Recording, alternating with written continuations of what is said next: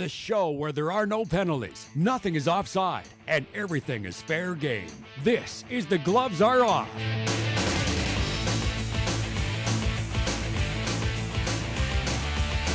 Welcome to The Gloves Are Off. I'm Moses Woldu, and we've got a great show for you. Of course, the King, as in King Henrik, has been dethroned for the time being. Of course, Jeannie Bouchard moving up in the ranks. And the CFL news, they're back, kind of, tentative deal. But speaking of back, Greg is not here, but we brought in his replacement, Matt Choumont. How's it going? Good, how you doing, man? Not too bad. Glad to see you once again. Glad to hear your opinions. And we're pleased to be joined by the Bandits, Lloydminster Junior B Bandits, new head coach, Adam Andrew. How are you? Great, thanks. Thanks for having me. Awesome. I know you came up from Wainwright, now here in the border city. How are things in terms of the adjustments? I'm loving it. Lloydminster is a great community to be a part of, so I'm happy to be here.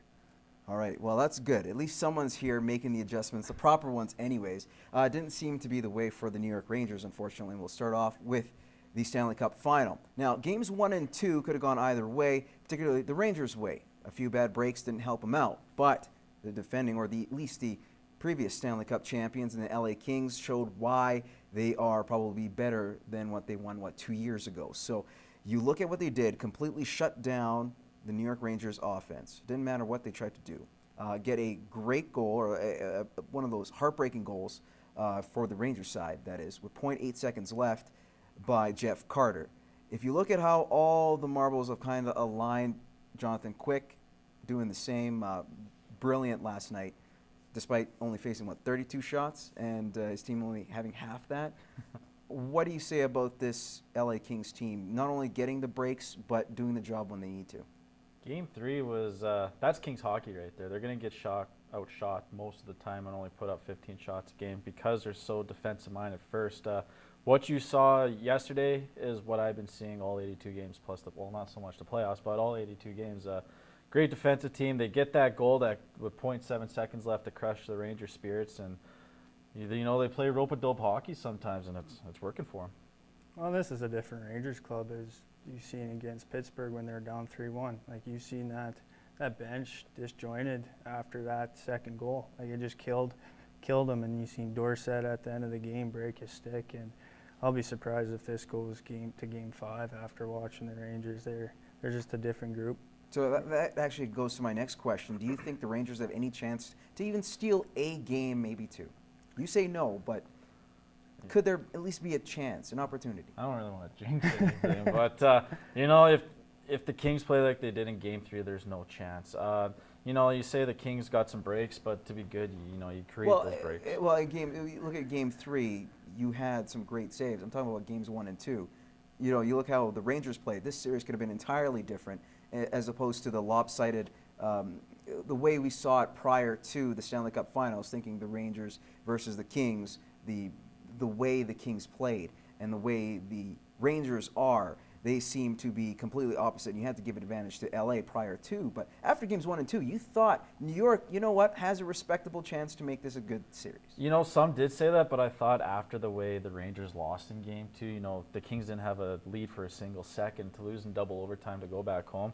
That's a tough pill to swallow. Not too many teams are going to bounce back from that than you've seen yesterday, because honestly, the first 2 games the Rangers did come out. They held the pressure. They had the momentum, but you didn't see that in Game 3. I just think, the air's out of the tires. They look flat, and I don't see this going too much longer. Yeah, this team's deflated. I think if they have any hope of pushing this series any longer, it's going to be all on Lundqvist. Like, he's going to have to be all world to push this to any past Game 4, in my opinion. He's going to have to take this team on his back like he can, and that's the wild card, is if Lundqvist can take this team and push the series to a fifth game. Yeah. But I think it all depends on Lundqvist.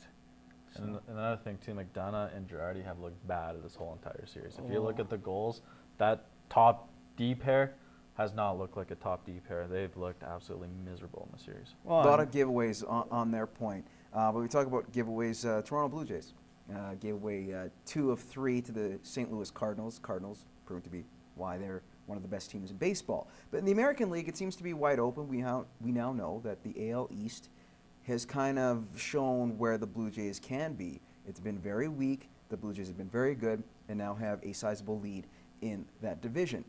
We know they're good in the AL East. Are they good in the American League? Yes or no? I think so, because you just swept the Oakland A's, who are the best team in the AL, and you also swept the Detroit Tigers, who are the AL Central leading team right now. So, yeah, they can compete in the AL. They look really good right now. I don't think this is a lead or a division lead that they're going to cough up. I think they're going to finish first in the AL East this year. I'm curious on what July and August is going to bring with this ball club.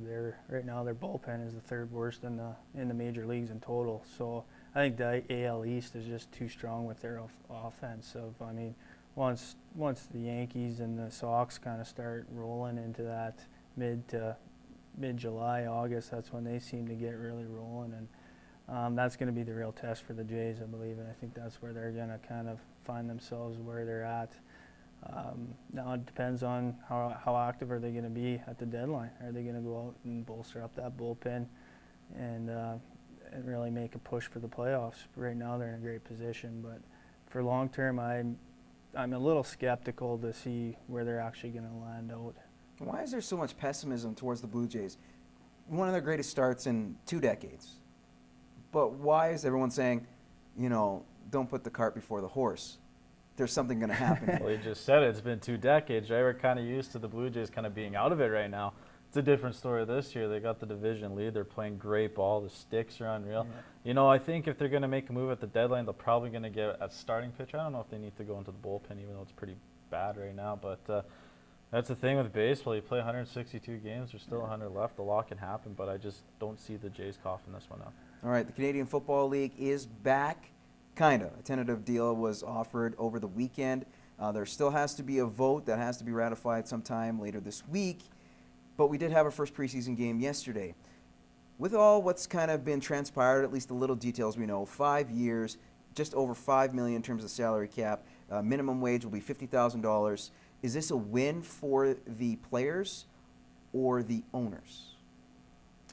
I'd say the owners for sure. I mean, they just signed a $210 million TV contract that kicks in, I believe, this year. But my biggest concern is you look at the player union, and every player is speaking out against the union right now. So I'm not holding a whole lot of.